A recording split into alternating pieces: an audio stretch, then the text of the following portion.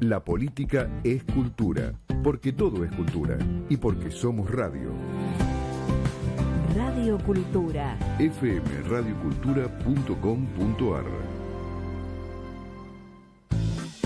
Al derecho y al revés, un programa de radio que aborda diferentes temas con una perspectiva amplia y siempre fomentando el debate respetuoso de posturas diversas.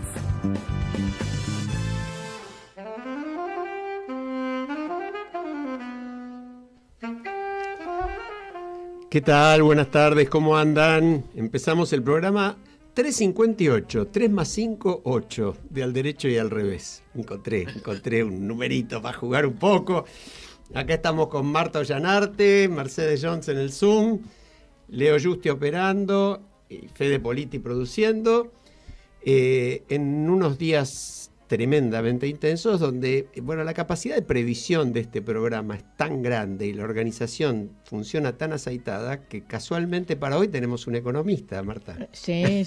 Yo hoy quisiera comenzar atento esta introducción que vos acabás de hacer y para saltear el chiste de los números, porque nunca te los entiendo, Alejandro. Te voy a decir, nunca te entiendo los chistes de los números. Yo no pierdo la esperanza.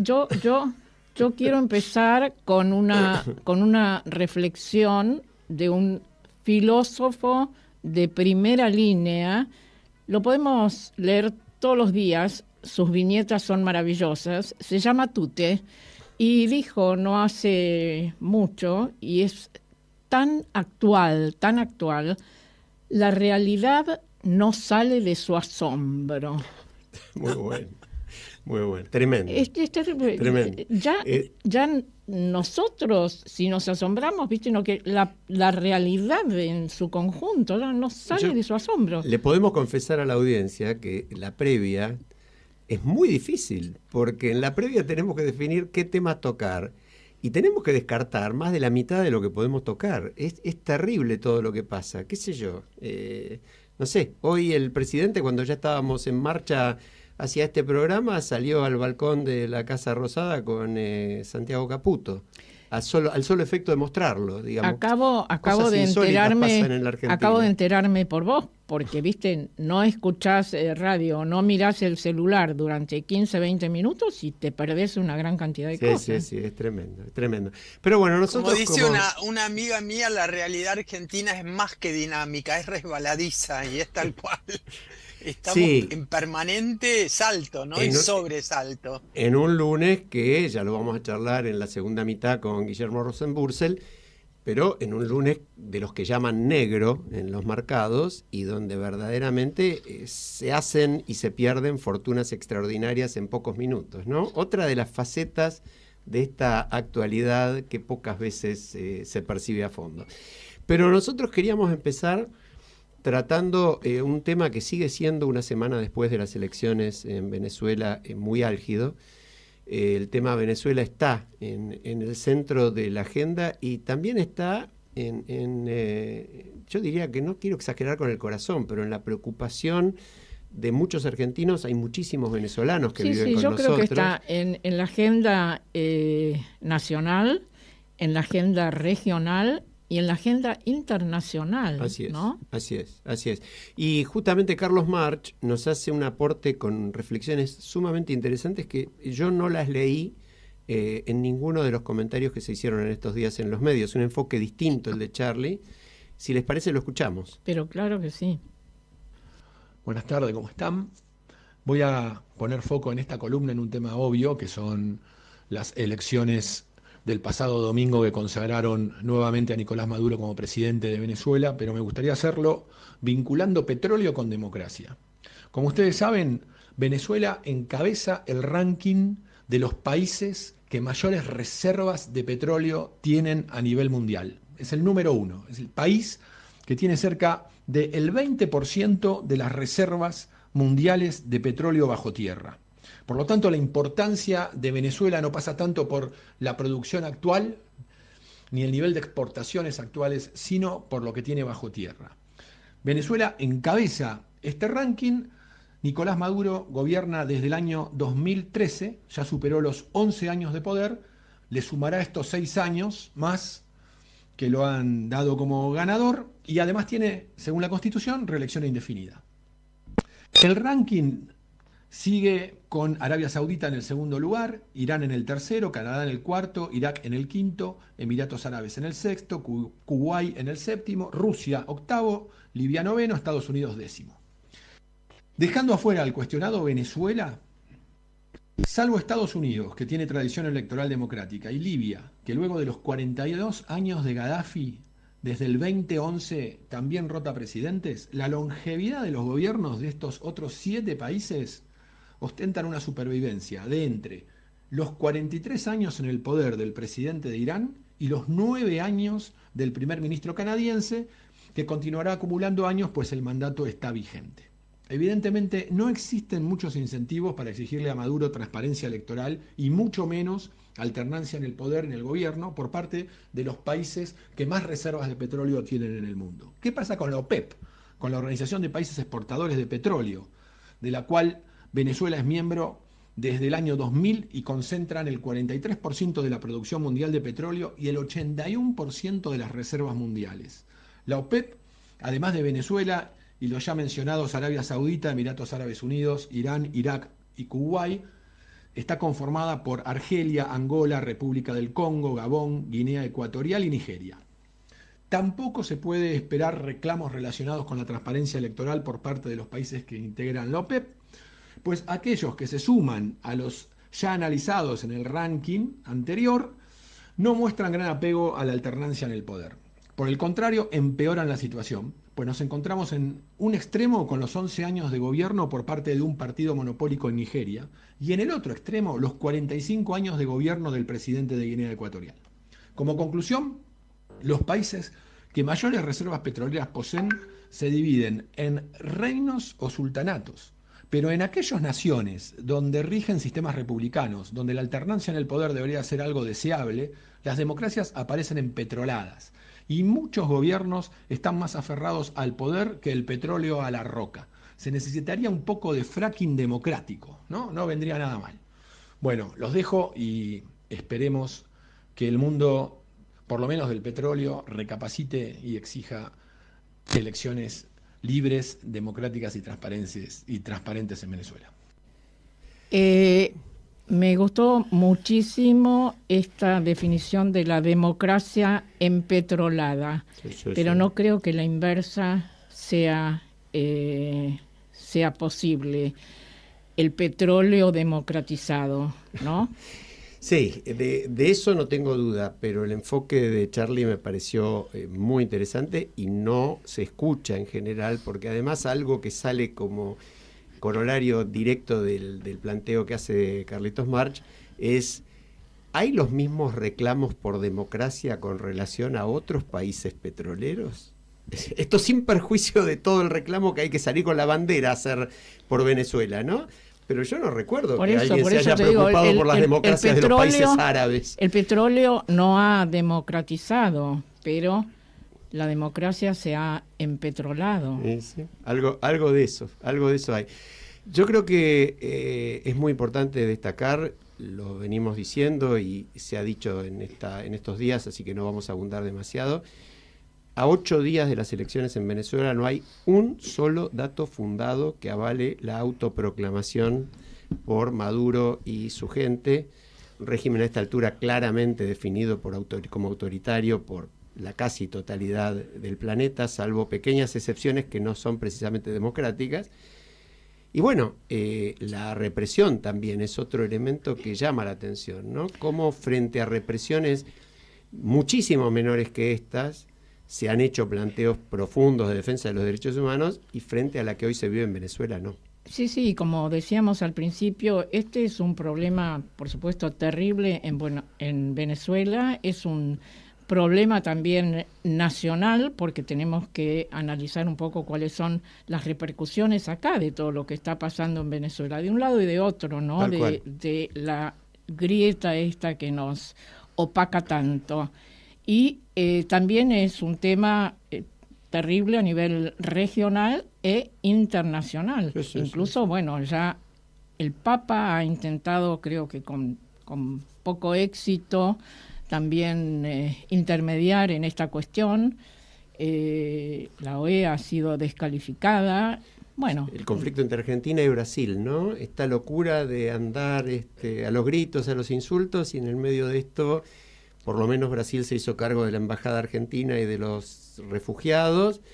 Tampoco es clara por el otro lado, como no lo era la semana pasada, la actitud de Brasil, México, Colombia, que han reclamado que se muestren las actas, pero por ahí no han sido lo suficientemente enérgicos. Postura a la que se sumó el sábado pasado Cristina Fernández, ¿no? Con cierta demora, pero por lo menos una posición, es decir, al igual que México, Brasil, pedir las actas. Las actas, ¿no? Hoy dijo lo mismo Estela de Carlotto. Aunque muestren ya las actas, no son creíbles. Bueno, no las actas deberían mostrarse en un contexto donde la oposición pueda haber fiscalizado y analizado de qué se trata. Mercedes, te estamos impidiendo el uso de la palabra. No, yo me muevo, pero pero los estaba escuchando. Sí, pensaba en todo esto, leí lo que decía Estela Carlotto y que estábamos frente a una dictadura, etcétera. Pero me da la impresión que nos quedamos en el plano local, y lo que están mostrando estas situaciones, a la que habría que sumar la invasión de Rusia a Ucrania y todo lo que estamos viviendo digamos, de conflictos geopolíticos, si no sería el buen momento para empezar a pensar en otro tipo de gobernanza global. Porque las instituciones que se crearon después de la Segunda Guerra Mundial, a esta altura, sin modificaciones, sin pensar estrategias de poder, sin poder cómo poder incidir de manera eficaz en algunos conflictos, es muy difícil plantear posibilidades de solución a esta conflictividad ¿Qué temita que estás trayendo, Mercedes? Un gran tema, lo hemos planteado varias veces. ¿Qué temita que estás trayendo? Y sí, pero que es algo que lo hemos hablado y creo que convendría empezar a profundizar. Es muy probable que haya otra gente generando y proponiendo, y de hecho hay algunos organismos que son globales y que están pensando en marcos fiscales y legales globales. Bueno, yo te tiro dos temas con lo que estás diciendo. Una, sería importante que los principales países del mundo adhieran por fin a la Corte Penal Internacional, a la cual hoy no adhieren y no reconocen sus resoluciones. Y la otra, sería muy bueno que los mismos países y todos los demás que conforman el grupo, no sé, el G20 o cualquiera de ellos, se encarguen de una vez de los paraísos fiscales, ¿no? Y ahí se resolverían el 80% de los problemas económicos en una semana. Y después de eso tendríamos que seguir con la inteligencia artificial, cómo se regula, quién lo regula, y después de eso, Bueno, pero digamos, está muy bien lo que dice Mercedes, porque es poner en agenda, ¿no? Es poner en agenda. Bueno, vamos saltando porque tenemos poco tiempo, ya lo tenemos a nuestro invitado con nosotros, así que le avisamos a la audiencia que efectivamente él les va a resolver todos los problemas que tienen en mente sobre el lunes negro, los mercados, qué va a pasar en la Argentina, qué hizo el gobierno, cómo es el futuro. Guillermo Rosenbursel les va a aclarar absolutamente todo eso en media hora. Queríamos mencionar, hay una declaración, una más, pero muy significativa, de organizaciones de la sociedad civil y de personalidades, no sé, nos incluimos como personalidades, Marta, vos y yo, llamémonos. Sí, yo los incluyo. Bueno, gracias Mercedes, gracias Mercedes. Por eso, que nos incluya ella, nosotros somos abogados. Además vienen trabajando en la reflexión geopolítica y local e internacional hace mucho y tienen herramientas, vale la pena que comenten el artículo. No, en realidad es una declaración que está firmada, menciono rápidamente, Poder Ciudadano, Asociación Civil por la Igualdad y la Justicia, Fores, Será Justicia, Entre Ríos Sin Corrupción, Acción Conjunta Republicana, Asociación Argentina de Ética y Compliance, Instituto de Estudios Comparados en Ciencias Penales y Sociales, el INESIP, cuya directora estuvo con nosotros hace unos días, Directorio Legislativo, Cultura Democrática, y adhesiones a título personal significativas, además de las nuestras, pero Alejandro Fargosi, Daniel Sapsay, está Delia Ferreira Rubio, está Diana Cohenagres, Marcelo Camerini, Marcelo de Jesús, perdón, no lo mencioné nada menos que a Marcelo de Jesús, que además fue un factor muy importante en esta declaración. Sí, pero, nuestro corresponsal en además Washington. Nuestro corresponsal. Marcelo, ¿nos estás escuchando? Mandanos algún mensajito. Te mandamos un gran abrazo. Todas estas organizaciones, ¿por qué son significativas? Porque vienen de orígenes distintos y tienen planteos distintos. Y los que firmamos también pensamos muy distinto. En lo que coincidimos es que en la Corte Suprema tiene que entrar personas que tengan el suficiente mérito académico, de trayectoria profesional y sobre todas las cosas ético. Ninguna de esas tres condiciones las cumple Ariel Lijo. A esto se refiere esta presentación, que además cuestiona que el Poder Ejecutivo no trató en lo más mínimo los severos cuestionamientos que se hicieron en la etapa de trámite ante el Ejecutivo, y se le pide al Senado y a cada uno de los senadores que den la cara, que voten claramente de cara a la gente y digan lo que piensan. Pero parece que ahora el ministro de Justicia, Cunio Libarona, no está planteando con tanta certeza que la propuesta del hijo vaya a salir, lo mismo que García Mansilla. Él mismo reconoce en un reportaje: no pensé que fuera tan complicado, o pensé que iba a ser más simple. En realidad esas fueron sus palabras. Pensé que iba a ser más simple.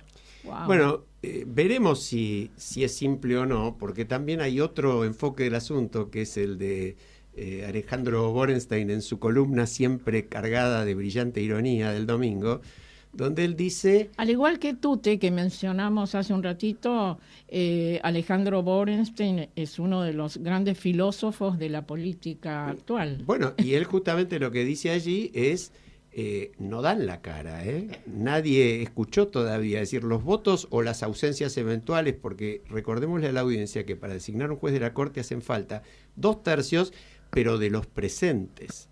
De manera que si, por ejemplo, Cristina Kirchner, como todo lo indica, le ordena a buena parte de su gente que no esté presente, con alcanzar la mayoría para sesionar y de eso conseguir los 2/3, alcanza y sobra.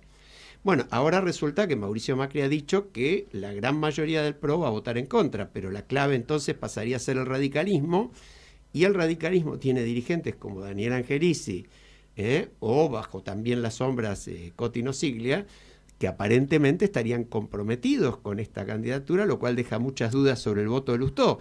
Bueno, eso iba a decir yo, el voto de Lustó también acá, ¿no? ¿Qué va a pasar con los radicales? Marcelo nos está diciendo que por supuesto está firme, yo le está firme diciendo junto, que nos escucha, nos contesta que sí. Firme junto a la radio. Yo creo que es un tema, Marta, mira con qué lo voy a asociar, va a parecer muy loco, pero yo lo asocio con esto. Hay un artículo muy interesante el fin de semana, si mal no recuerdo, de Gustavo González en Perfil, hablando del secretismo y la falta de transparencia en la información pública, y se refiere, por supuesto, a recursos o a cosas como que se sacó el oro de la Argentina y no se dice dónde se lo mandó.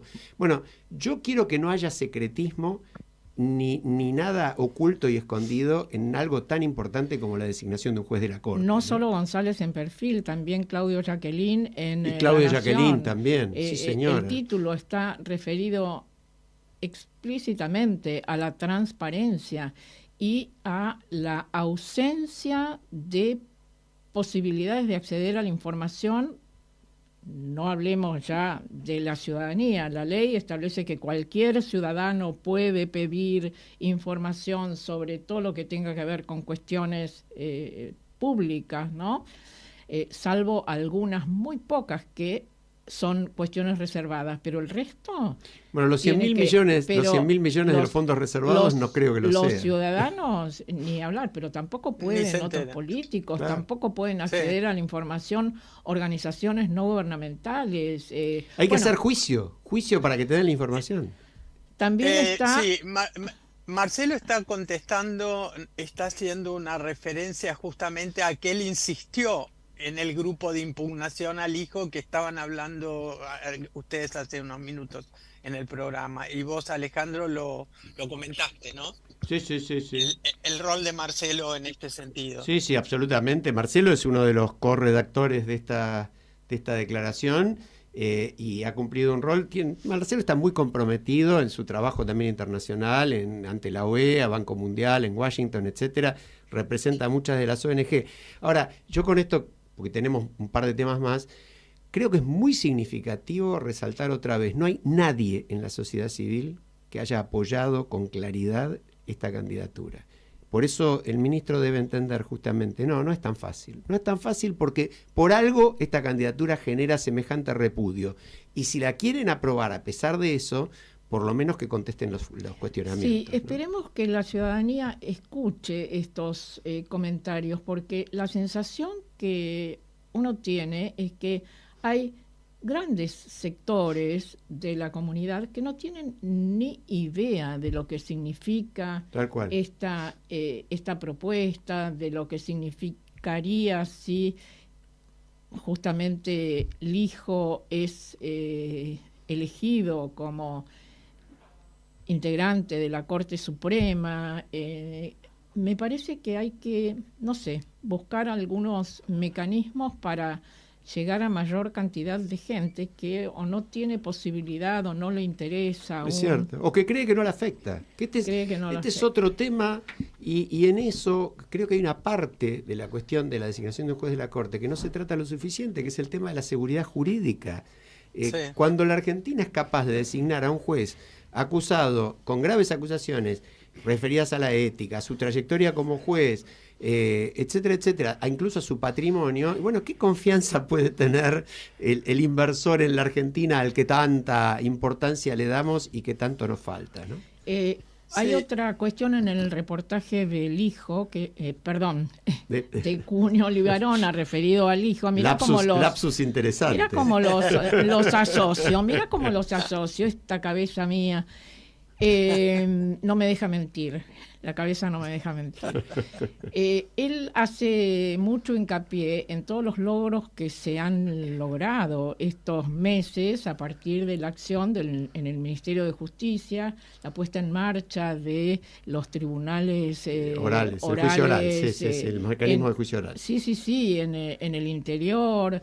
Bueno, hay una cantidad de cosas que uno lee y dice, wow, pero por otra parte hay una cantidad de vacantes en el Poder Judicial inmensa, que uno no sabe, ¿qué pasa con eso, esos agujeros que hay en la posibilidad de justamente hacer justicia en caso de que fuera posible? Te corro un poquito, aunque tiene que ver con la justicia. Yo quería decir dale, Mercedes.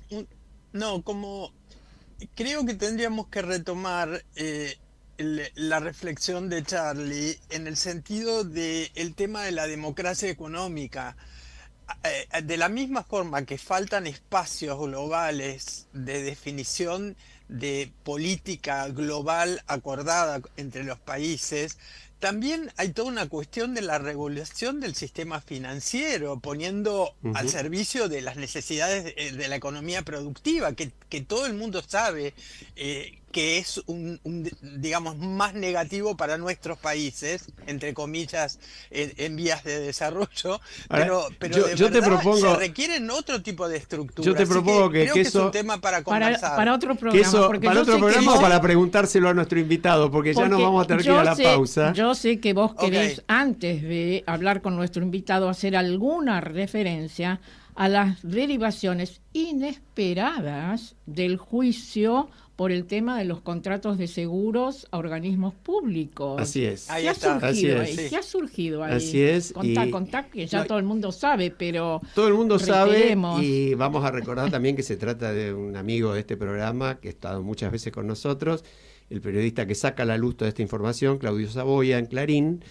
Claudio hace una investigación muy seria, muy profunda, y de esa investigación resulta que hay en la causa, donde como vos decís se investigan los contratos, las irregularidades gravísimas en contratos de seguros que fueron prácticamente entregados al marido de la secretaria privada histórica de Alberto Fernández, de más de 30 años, en ese mismo teléfono de la secretaria encuentran mensajes, fotografías y un video y aclaremos, fotografías de distintas oportunidades y mensajes de distintas oportunidades en las cuales Fabiola Yáñez dice que Alberto Fernández ejerció violencia de género contra ella. Eso, pasado un día entero, 2 días, un día y medio de información y flujo de información en todos los medios, está claro. Los mensajes existen además, y fueron de ella. Saboya lo cuenta en la nota cuando los fiscales que estaban viendo los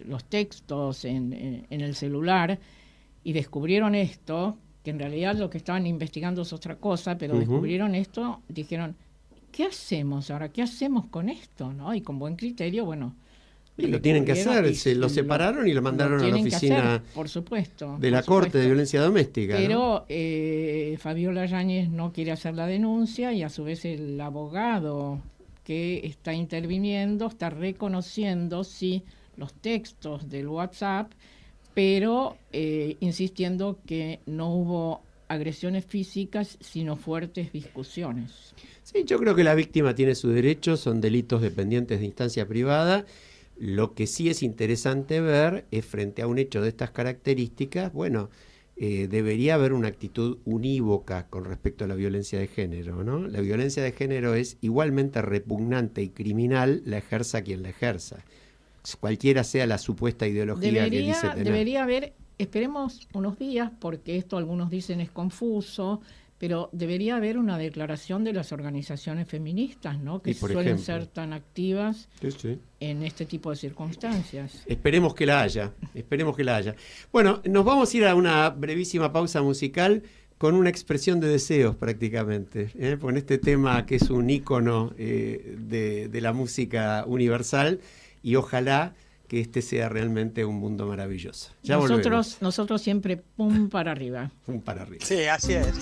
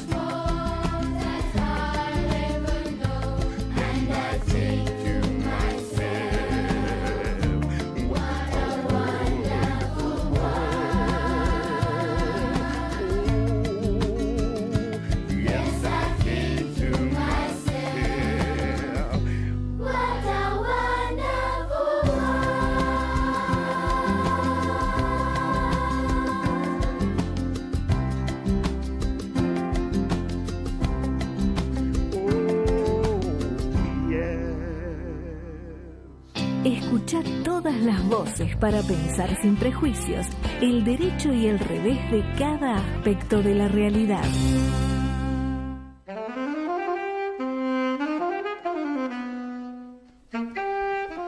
Bueno, estamos de vuelta. What a Wonderful World, en una versión maravillosa de UNICEF, con chicos cantando de todo el mundo, una hermosura. Dijimos que estábamos con Guillermo Rosenbürzel. Guillermo es economista, investigador principal del CONICET, profesor titular tanto en la Universidad de Buenos Aires como en la de San Martín. Fue secretario de Estado de Pequeña y Mediana Empresa, es consultor de organismos internacionales, CEPAL, BID, Banco Mundial, por ejemplo, autor de numerosos libros, trabajos publicados en el país y en el exterior. ¿Cómo andas, Willy? Bien, muy bien. ¿Cómo están ustedes? Yo no puedo ocultar que le digo Willy porque lo conozco desde, no quiero decir cuántos años porque es una desgracia, pero desde el colegio, perdón otra vez Marta Mercedes, dije el colegio es a él con mayúscula, ¿no? Pero no, ustedes siempre me cargan por eso. Estamos acostumbradas y lo aceptamos, Alejandro. Un abrazo a Bemi, Mercedes de Paz. El marido de Mercedes también. No sé por qué, pero hemos tenido ya muchos invitados e invitadas de el colegio, ¿no? Bueno, por algo será, qué sé yo, porque este programa tiene muy buen nivel, será. No, pero es cierto que son gente muy interesante, habrá de todo, pero los que invitamos al programa aplaude la audiencia también. Guille, estamos en un lunes negro, ¿no? De los varios. De los tantos. De los tantos. Decirle a la audiencia un poco, pero no, por supuesto, en términos como para que lo entienda el común de la gente. ¿Estamos viviendo una nueva crisis financiera global? Bueno, es muy rápido para afirmar. O sea, una crisis financiera global está viendo. No sabemos qué profundidad va a tener, cuán rápido van a responder los organismos reguladores y prestamistas de última instancia, que son los bancos centrales. ¿Qué efecto va a tener eso? Pero sí, estamos en un brete complicado. Y ampliando un poco la perspectiva, me parece interesante mencionarles que hace unos años, después de la crisis del 2008, salió un libro que se llama The Great Stagnation, algo así como el gran estancamiento, digamos, ¿no es cierto? Uh-huh. Y alude a que en la actualidad, o sea, a raíz de la globalización financiera, el ciclo económico está gobernado por en las alzas burbujas en los mercados de valores, inmobiliarios, etcétera, que fue lo que ocurrió en el 2008 con las hipotecas subprime y todo eso, pero se viene repitiendo a distinto nivel. Y la imposibilidad de desarmar esas burbujas de manera que haya un soft landing, digamos, o un aterrizaje suave y que el nivel de actividad o el crecimiento de la economía no sufra, digamos. Entonces, moviéndose en esos periodos de frenesí al auge y de recesión, cuando se pinchan las burbujas, en tendencia la economía mundial crece cada vez menos, digamos, ¿no es cierto? Entonces esa es la gran preocupación, digamos, si se va a encontrar algún mecanismo para regular, para orientar mercados financieros cada vez más globalizados, cada vez más difíciles de regular, porque existen, digamos, las innovaciones financieras siempre van adelante de los reguladores, y teniendo en cuenta que las transacciones que se hacen en los mercados financieros internacionales, el volumen de esas transacciones, supera digamos, en una escala enorme, las transacciones, entre comillas, reales en la economía. O sea, lo que se intercambia de activos financieros es muchísimo más diariamente de los bienes y servicios que existen en la realidad. Claro, y bueno, entonces lo que ocurre en los mercados financieros es crecientemente importante para determinar cuál es la evolución de la economía real, y eso es un problema. Hoy en día estamos en el caso de que la economía venía estábamos saliendo bueno, hace un tiempo, de la crisis del 2008 y después de la pandemia. La Reserva Federal venía bajando las tasas de interés porque aparentemente el fenómeno de la inflación se había controlado, y se esperaba que siguiera bajando la tasa de interés, y justamente por exceso, ahora, digamos, ex post, a posteriori se ve que por exceso de prudencia, la Reserva Federal interrumpió la baja de tasas para ver cómo venía la mano, entre comillas. Sí. Los últimos datos de la economía norteamericana fueron peores de lo esperado desde el punto de vista de la actividad real. La reanimación de la producción y del empleo fue inferior a lo que se esperaba, y esas noticias, digamos, impactan muy rápidamente sobre los mercados financieros, porque los mercados financieros están muy apalancados, entre comillas, ¿no es cierto? Muchas operaciones se hacen con márgenes de deuda violenta, con endeudamiento, o sea, sí, con mucho capital de terceros en relación al capital propio de los actores que intervienen. Con mucha plata prestada. Exacto. Yo le quería preguntar a Guillermo cómo afecta toda esta evolución económica mundial a Argentina. ¿Cuál sería nuestra capacidad de reacción frente a esto? Bueno, muy poca, digamos, ¿no es cierto? Los países en en vías de desarrollo, semi-industrializados, emergentes, como lo quieras llamar, digamos, tienen muy poca capacidad de intervención en los organismos multilaterales, muy poca intervención en el G20 y muy limitada palanca, digamos, en los mercados financieros internacionales. Entonces recibimos los sopapos directamente. Más bien lo que uno tendría que preguntarse es cuán preparados estamos para soportar esos cimbronazos. Y Argentina hoy en día está mal preparada, digamos, porque ya viene con un riesgo país altísimo, pese a las expectativas que había generado en los mercados, entre comillas, el nuevo gobierno de Milei. La situación financiera sigue siendo frágil, no conseguimos las divisas que el gobierno esperaba conseguir, ni de los mercados ni del fondo, y viene llevando adelante una política monetaria y cambiaria, especialmente muy riesgosa, para ponerle un calificativo que no sea ya valorativo, pero donde muchos creemos que la consecuencia de esa política es un atraso cambiario creciente y una pérdida de reservas creciente por subordinar esa política monetaria y cambiaria al objetivo excluyente de reducir al mínimo la inflación. Yo creo, y muchos pensamos, que ese objetivo central podía justificarse inicialmente cuando efectivamente estábamos en un proceso de aceleración inflacionaria que podía derivar en una hiperinflación, pero una vez que vos eliminaste ese problema inmediato, digamos, bajar del 4 o 5% al 2 o 1% mensual, si bien 4 o 5% es muy alta, no cabe duda, tenés que tomártelo más gradual, tenés que hacerlo de manera más gradual, digamos, sobre todo en este contexto, digamos, donde no aplicás un plan de convertibilidad o un plan austral, etcétera, digamos, estás en otro contexto.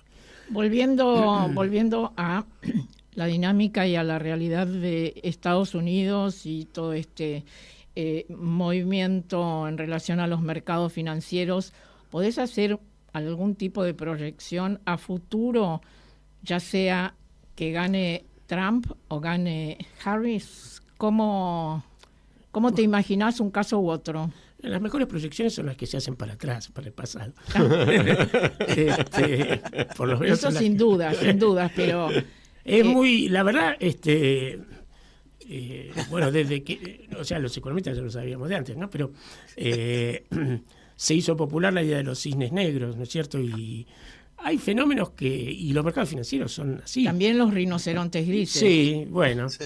Es una combinación de las dos cosas. Pero yo creo que acá en los mercados financieros juegan más los hechos que no pueden ser previstos con anticipación, digamos. Y son fenómenos de muy baja frecuencia, digamos, pero que cuando ocurren te hacen pomada. Sin duda, si vos...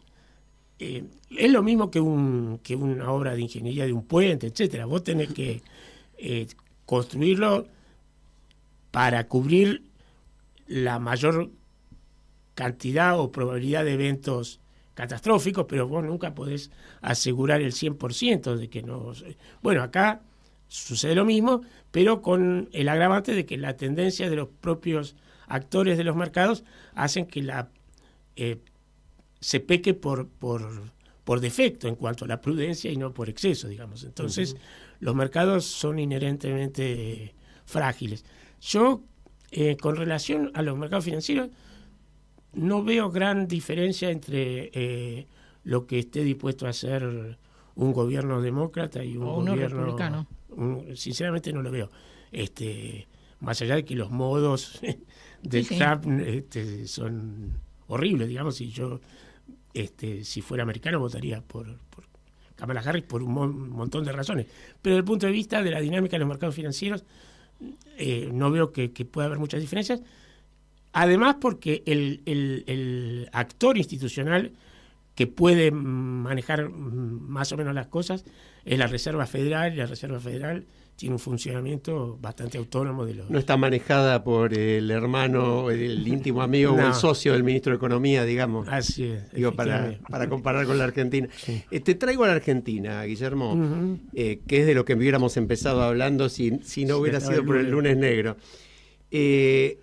Ayer se conocieron los datos del primer trimestre de 2024 sobre pobreza e indigencia, ¿no? Los trae el Observatorio de la Deuda Social de la UCA, que tiene el enorme mérito de haber sido criticada y repudiada por todos los gobiernos, ¿no? De manera que nuestro amigo Agustín Salvia sigue allí. Y pocas o ninguna de las políticas propuestas por el Observatorio de la Deuda Social, que serían fantásticas soluciones para muchos temas, tal cual, se han aplicado ni son tenidas en cuenta. Ahora, mi pregunta es, según este informe, la pobreza pasó de 45,2 en diciembre a 55, casi 54,9 ahora, ¿no? Si aumentó más de un 20%. La indigencia de 14,6 a 20, 1 cada 5. Bueno, los niños, ni que hablamos, Marta siempre trae este tema, 7 de cada 10 viven en un lugar pobre, en fin, desastre social. ¿Hay relación entre la gestión de este gobierno y esa situación nueva que marca el Observatorio de la Deuda? Y la otra pregunta es, ¿qué opinás de la gestión de estos 8 meses en general? Sí, bueno, ahí hay mucha tela para cortar. En primer lugar, los datos del primer trimestre sobre pobreza tienen que ver mucho con lo que pasó en los trimestres anteriores. Entonces, es consecuencia de las políticas desastrosas, no de este gobierno, que también son desastrosas por otras razones, sino de las políticas desastrosas del ministro de Economía Massa, de la última parte de la gestión Fernández, etcétera. Entonces, y atrás. Sí, por supuesto, claro. Si vos mirás desde mediados de los 70 en adelante, la tendencia de la pobreza y la indigencia se mueve cayendo por escalones, digamos, ¿no es cierto? Cada vez que vos interrumpís la caída, no volvés a subir el escalón a los niveles previos. Entonces es como una escalera que va cayendo, y cuando vos parás de impedir que la pobreza siga montando, no conseguís volver a los niveles. Entonces este es un fenómeno hoy en día estructural que no depende de las políticas coyunturales de los distintos gobiernos. Digamos, hay que hacer transformaciones estructurales para tratar de empezar a resolver esa cuestión. La otra cosa que a mí me gustaría decir es que lo que hace el observatorio es muy valioso, sobre todo porque es el único que sigue con cierta sistematicidad. Regularidad, claro. Y sin duda las fluctuaciones que detecta reflejan las fluctuaciones de la realidad. Pero yo diría, hay que tomar con cuidado, digamos, las cifras. Primero porque mide solamente la pobreza relacionando ingresos con una línea que tiene que ver con los precios, digamos, ¿cierto? Entonces es muy sensible a las fluctuaciones de la inflación. Claro. Y entonces vos podés tener un montón de gente que está muy cerquita de la pobreza y que de repente cae en la pobreza porque la inflación se acelera un poquito y los ingresos se atrasan, o cuando la inflación se desacelera, queda arriba de la línea de pobreza. Entonces, esa medida tiene que ser complementada con medidas de pobreza que tienen que ver más con los activos de la gente, el acceso a servicios públicos, a vivienda, a educación, etcétera, digamos. Entonces, medir solo por ingresos y donde hay que ver si la canasta no se va modificando, la canasta que vos tenés que tener en cuenta, y teniendo en cuenta que la inflación hace subir y bajar la pobreza con demasiada frecuencia. Ahora la tendencia, yo no sé si es la mitad, más de la mitad, pero que ha venido empeorando la cosa, es evidente, y también es evidente que este gobierno, desde el punto de vista de su política económica, está fuera de sus prioridades atacar el problema, digamos, ¿cierto? Piensa que por goteo alguna vez se resolverá, digamos, ¿cierto? Me parece que esa es la cuestión a tener en cuenta, ¿no es cierto? A mí esto me hace acordar, no sé si ustedes leyeron un artículo que salió el fin de semana, creo, de Gargarella, que no es de mi palo, digamos, pero que yo respeto mucho, interesante, sobre si uno quiere que le vaya bien o no al gobierno, digamos, ¿cierto? Evidentemente no es sinónimo que le vaya bien al país y que le vaya bien al gobierno, ¿no es cierto? Él se refiere a problemas de institucionalidad, al problema del hijo, y dice, bueno, ahí yo no quiero que le vaya bien al gobierno y que se designe o que pase la designación del hijo para la Corte Suprema, de la misma manera que no estoy de acuerdo con ignorar una serie de derechos que figuran en la Constitución, para decir algo. Bueno, yo creo que la política económica tiene esas tiene dos facetas, digamos. Una en la cual coincidimos todos los economistas, para decirlo un poco groseramente, hay muchos matices, pero que había que tomar unas medidas bastante tajantes para reducir inicialmente el desequilibrio fiscal. Coincidíamos más o menos todos. Ahora, ¿cómo seguir con eso? Ahí ya no coincidimos todos, porque una vez que vos te sacaste de encima transitoriamente los problemas fiscales y bajaste la inflación, después tenés que empezar a pensar más en serio cómo estabilizás un resultado fiscal sostenible, no con las políticas del hacha, digamos, que es cortar jubilaciones a lo bestia, cortar remuneraciones de docentes. O patear los pagos. O patear los pagos, claro.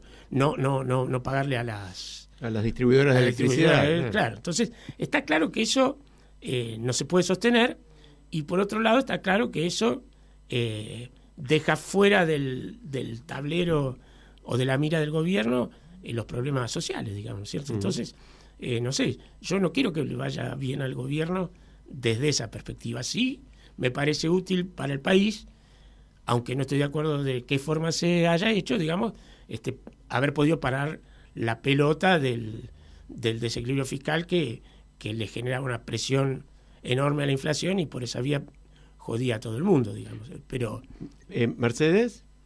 Sí, yo le quería preguntar a Guillermo, para salir un poco de este panorama tan borroso y tan negro. Vos hace como 20 años venís poniendo el foco en las pymes, por un lado, como eje de la economía o con un rol importante en la economía de nuestro país, pero sobre todo en el tema de poder aumentar la productividad a través de lo que es la economía del conocimiento.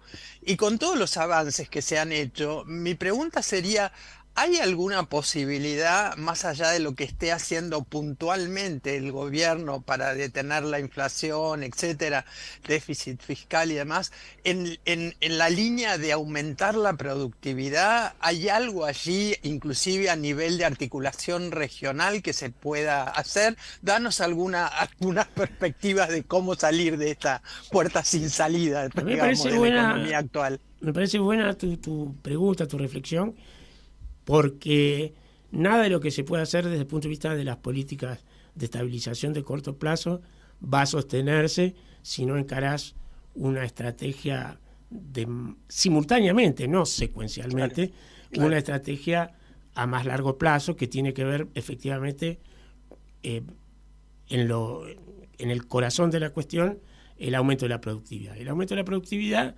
requiere una serie de medidas coordinadas a nivel regional, a nivel de infraestructura. Hay una productividad sistémica que tiene que ver con cosas que no puede dejar de hacer el Estado, digamos. Tiene que ver con el capital humano, tiene que ver con la red de comunicaciones, tanto de bienes y servicios como de telecomunicaciones, con puertos, etcétera. Y después la productividad al interior de las empresas. En ese conjunto de cuestiones asociadas, Argentina tiene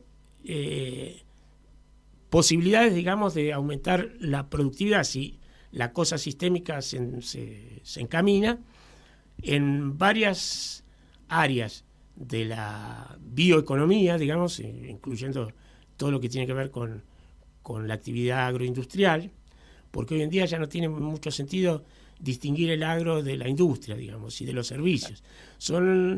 Bueno, hemos visto estos días un retroceso en relación a ese tema. Justamente el ministro de Bioeconomía, Fernando Vilela, fue echado del gobierno, sí, digámoslo así nomás. Cuesta decirlo, ¿no? Cuesta decirlo, porque bueno, nosotros lo conocemos, lo hemos tenido como invitado, sabemos de su equipo, la importancia del equipo, sabemos de la importancia de sus proyectos, la posibilidad que hubiéramos tenido realmente de ponernos un poquito más a la avanzada en relación a estos temas, ¿no? Sí, a mí ya me había llamado la atención cuando lo designaron, digamos, que hace este señor en este contexto, porque yo también lo conozco. O sea, no sé nada de sus posiciones políticas, pero sé que desde el punto de vista de su mirada sobre la producción y sobre todo en el sector agropecuario, en una mirada más claro, pero general. Ya ves, vos mismo estabas hablando de bioeconomía. Claro, por eso, no, efectivamente. Y el campo habla de bioeconomía. Sí, claro, por eso. Sí. Bueno, por eso, nosotros en ese área, en el área de empresas de contenido tecnológico, pequeñas empresas, startups, etcétera, de contenido tecnológico, tenemos algo que es con una estrategia que no sea para el mes que viene, sino a 5 o 10 años, puede desarrollarse. Todavía no tenemos masa crítica, no estamos en condiciones de salir y competir con el mundo, más que en algunas cosas muy específicas, digamos, como lo es el INVAP, como son algunas de estos unicornios en materia de servicios informáticos, pero son mucho más las excepciones que las reglas. Sí, podríamos mencionar en este caso al invitado de la semana anterior, un joven de 22 años, Gastón Tenenbaum, que la aplicación que armaron los chicos de la startup. Claro, para prevenir incendios. Primero, chicos de 18 y 20 años. Primero empezaron con el tema del cambio climático, siguen con el tema del cambio climático, pero como organización no gubernamental, etcétera. Y en cuanto a la posibilidad de conseguir algún rédito económico con su conocimiento y hacerlo bien, armaron una startup realmente maravillosa, se llama Satélites on Fire, que es para detectar posibles incendios en zonas que están siendo muy castigadas por esta problemática, ¿no? Ahora, tienen 22 años los chicos. Déjame que les diga cerrar porque nos quedan un par de minutos y necesitas decirle a la audiencia qué va a pasar en la Argentina. Bueno, yo eso te voy a dejar el teléfono y esas son consultas que ya no son ad honorem. Puedo tirar alguna línea para dejarlos interesados en la cuestión. Pero no, yo cuando fui secretario de PYME hablaba, decía algo que a mí me parecía piola, pero que muchas gracias a los dirigentes de las pequeñas y medianas empresas no le hacía, que era que yo quería ser un secretario de PYME que mirara la incubadora, digamos, prenatal, digamos, y no la sala de urgencia de terapia intensiva, digamos, ¿cierto?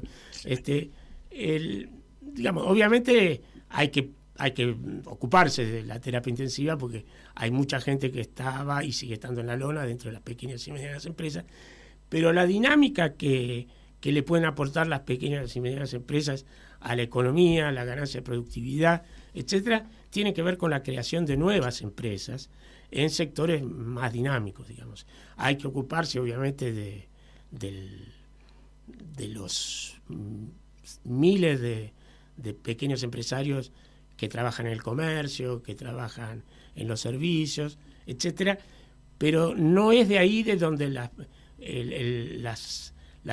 pequeñas y medianas empresas van a aportar, no es de esos sectores que las pequeñas y medianas empresas van a aportar dinamismo, nuevos empleos de calidad, etcétera. Está clarísimo. Entonces, Guillermo, nos queda un minuto. sí. Simplemente vos hablaste de veranito financiero, aunque no lo dijiste con esas palabras, ¿no? En este momento, dólar controlado por el Estado, nada nuevo. ¿Qué puede pasar, no como pronósticos, digamos, en cuánto puede afectar este lunes negro, esta crisis, la situación cambiaria y el equilibrio tan precario de la Argentina de hoy? Bueno, es una cosa bastante paradojal, porque uno hubiera esperado que ya hoy el dólar financiero se hubiera disparado, las cotizaciones a futuro de los dólares MEP, etcétera, se hubieran disparado, y no se dispararon. Okay. Si va a tener un efecto retardado a partir de mañana pasado, no lo puedo decir. Pero lo que sí puedo conjeturar es que los que afectan los movimientos del mercado, o sea, los agentes con poder de fuego en los mercados, siguen mirando muy de cerca lo que hace el ministro Caputo. Y mientras el ministro Caputo esté en condiciones de sostener la tablita del 2% de devaluación oficial, los tipos van a seguir apostando a que el dólar no se va a devaluar. Uh-huh. Eso va a cambiar en algún momento, pero no en lo inmediato. No mañana ni pasado. Guillermo Rosenbursel, economista, profesor de la universidad, gracias por tu participación. Muy interesante los aportes. Nos estamos yendo como siempre tarde, pero no tan tarde, al final, no tan tarde. Como dice nuestro querido amigo Joan Manuel Serrat, nunca es triste la verdad, lo que no tiene es remedio. Un abrazo para todos, hasta la semana que viene. Gracias.